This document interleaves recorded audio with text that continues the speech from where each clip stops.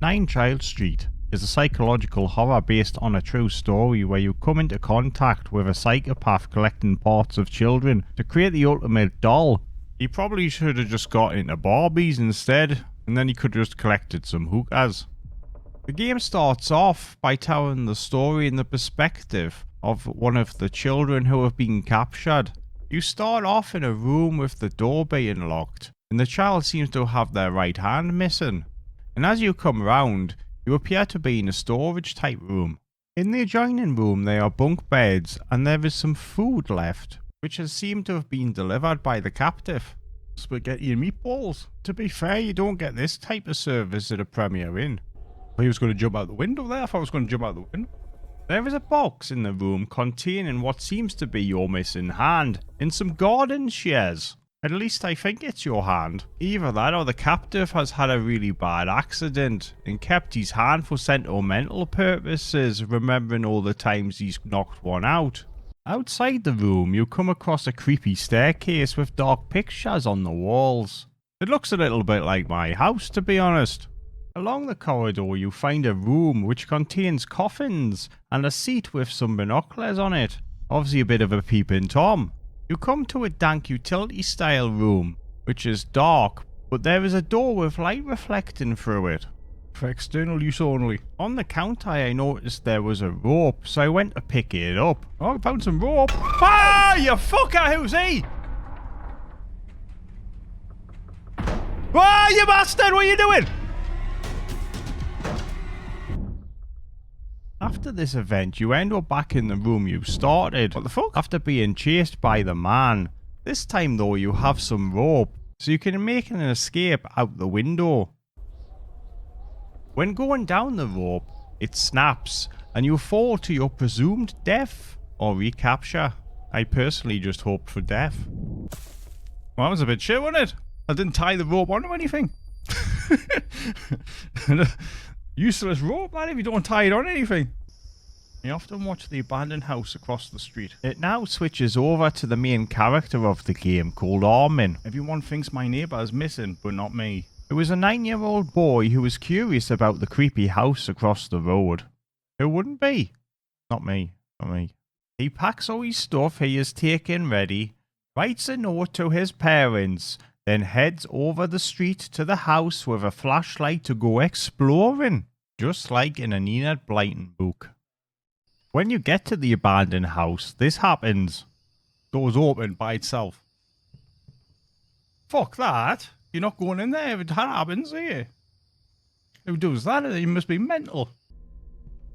Exploring the downstairs of the house, you will notice it has such a dark atmosphere, and it really starts setting up the scary feelings. You come to the living room, which has a TV, but there's no picture on. It's a bit of a shit TV. They could have at least put some reruns on of Prisoner Cell Block H or something. In the corridor, you notice that there is a blockage to the kitchen, and it indicates that you should enter the property through the back door to gain access to this. There is also a blockage to the upstairs as well, preventing you from getting there. This is very inconvenient. Coming back into the entrance area, I see something quickly hiding behind the sofa. Whoa! Did you see someone behind that sofa there? Once I got to the back of the property, I ended up going through a back door into the kitchen. Then the game instructs you to head upstairs to the room that you have seen the lights on. It's fucked up. Once you get to the room, you'll find this. Okay then, there's a room full of lights. There is also binoculars in the room. Does every fucker just spy on each other in this neighbourhood? I've been waiting for you. Going up to the computer, you see a message, and a scary scene takes place. Oh fuck! Ooh. Oh fuck! Must be a problem with the electricity. You're not fucking kidding.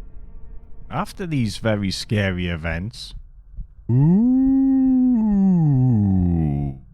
I went to explore the other upstairs rooms and found a room with a creepy doll. I'm not liking that. I'm not liking that. I named him Jim. I took him home, washed his hair, gave him a little bit of pizza, then took him to the cinema on a Friday.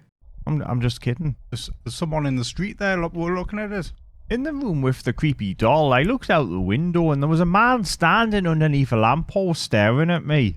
Wait, I'm scared here. Like, I don't want to get past that crazy fucking doll that just moved. Did you see that? The doll, however, in the room was totally scaring me, and I noticed that it moved its head slightly. After this, it was time to run out the house in a panic. How did I leave my hat in the house? Outside, Armin notices that he's left his cap inside and wants to go back for it. I reckon this was a bit of a crazy move. To the house and walk into the living room where the cap was last seen, this happens. Whoa!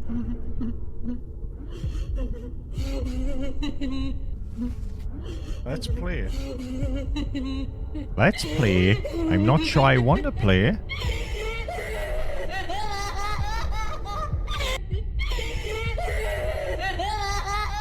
There's me hat. Give us me hat back.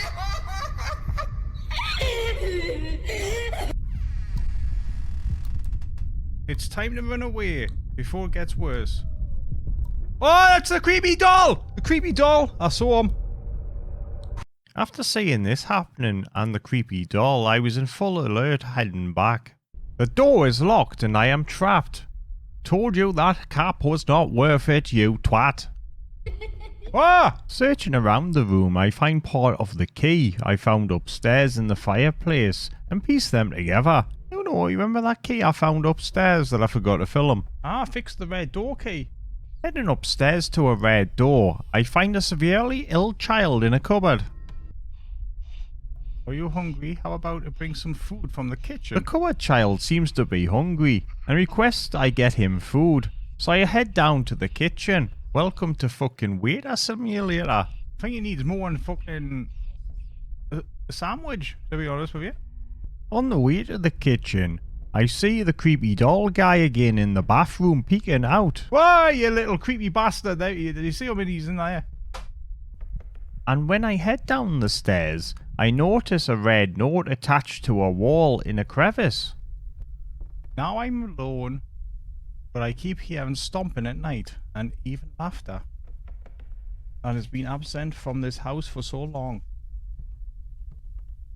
Oh, you motherfucking... There he was, creepy doll guy there. In the kitchen, I look around for something to feed the cupboard child. Oh, there's some green shit here. Do you think you'll have... Oh, there. You have a bowl of green shit. I got him some food, then headed back up the stairs. Right, let's give the creepy kid some food. Oh, he's dead.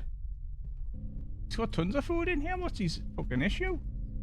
After finding him dead and having a small cry, I had realised I'd picked up a locket with something written on it. You're a good ballerina. You have a great future. Take care of yourself. Heading back to the front door, I notice putting the locket in place on the door reveals more of the puzzle, as there is a letter on the outside of it. It's part of the puzzle for the door. Ooh!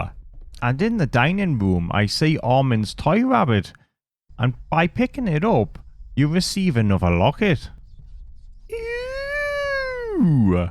After putting the locket in place, a ball rolls down the stairs, and you see an apparition at the top.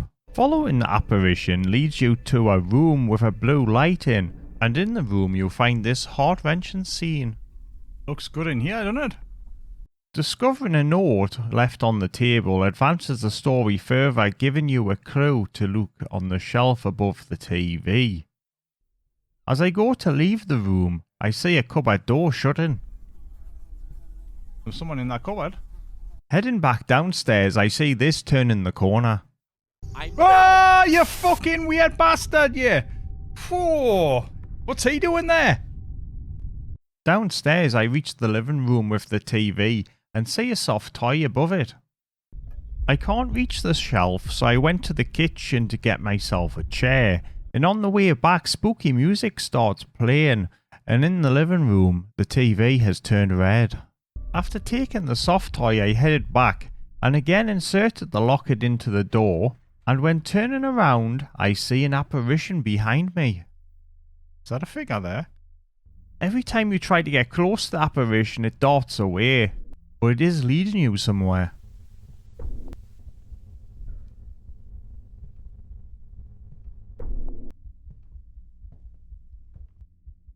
Ah, you motherfucking... After the scare, I find a room which I believe is the room that the game started in. But there are more bunk beds, and things have changed. After looking around, I noticed another ghost boy looking out of the window. He had no binoculars though for once.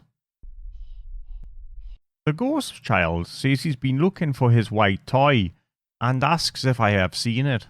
He then explains to how to leave the house and why the child ghosts are preventing you from leaving the building. He then indicates for me to take a tablet to find the missing toy. The tablet itself roughly shows the position of where the toy is. Again, once collecting the locket, it's back to the main door.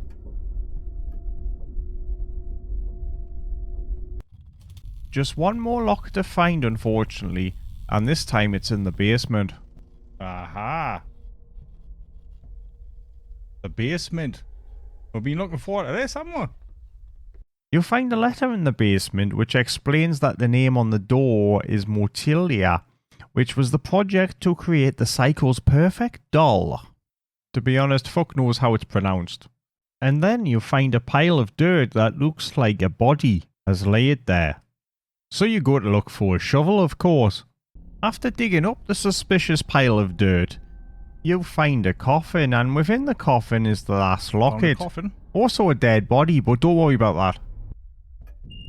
Whoa, you flipping. On the way out to the front entrance, I see dead people. What is that we hear? Then it's simply a case of unlocking the front door and leaving the property for this disturbing end to end. I'll see you later. End. So there you go, there's a lesson for you there. Don't go into weird houses.